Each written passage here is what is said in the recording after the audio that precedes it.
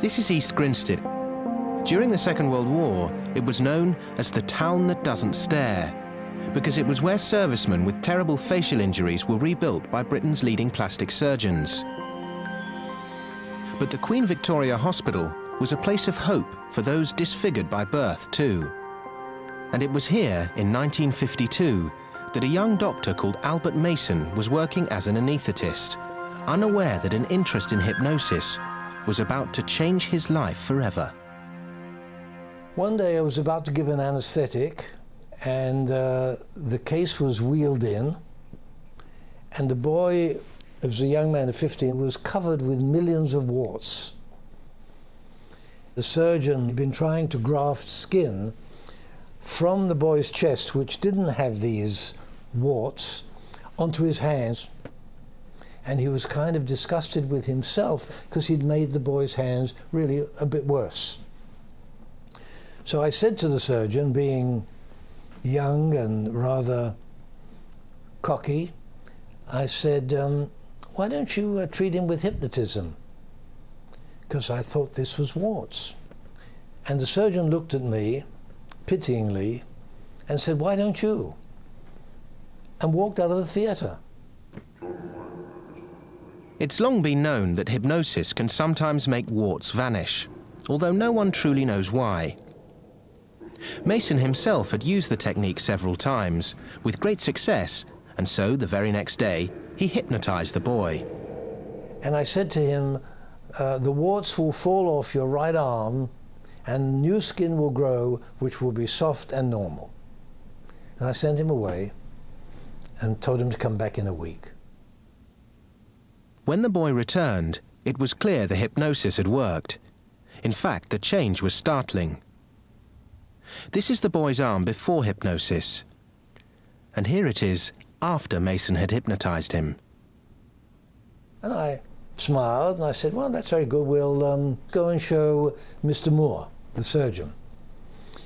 And took the boy around to the theatre. And Moore was operating at the time with the big glass windows there in East Grinstead. And I stood outside and I held up both these boys' arms, the one untreated and the one treated. And Moore looked, and his eyes became like saucers, and he handed his knife over to his assistant and came out, and he looked at this. He said, good God. I said, well, I told you warts go. He said, warts? This isn't warts, he said. This is congenital ichthyosiform erythrodermia of Brock. He was born with it. It's incurable. What Albert Mason had done was impossible. This young boy had been born with a condition which made his skin thickened and cracked, like an elephant's hide. Victims suffer endless skin infections, which ultimately prove fatal. Most die in childhood. But Albert Mason's patient lived. New pink skin grew on almost all his body. It saved his life, and the young Londoner, who'd been badly bullied at school because of his strange appearance, was able to go home to a normal life, purely because of the power of suggestion, which is a key component of the placebo effect.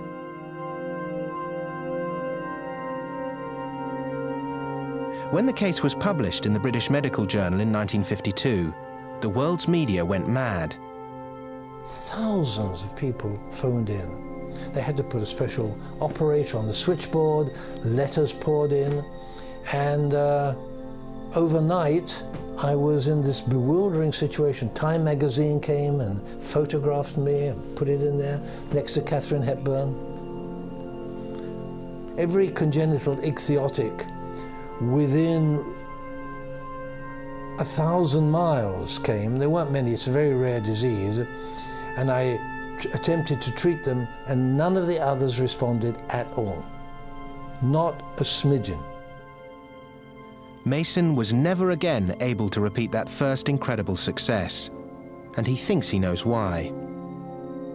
I now knew it was incurable. Beforehand, I thought it was warts, and I had a conviction, I can cure warts. After that first case, I was acting. I knew it had no right to get well. And, you know, I'm sure that was conveyed.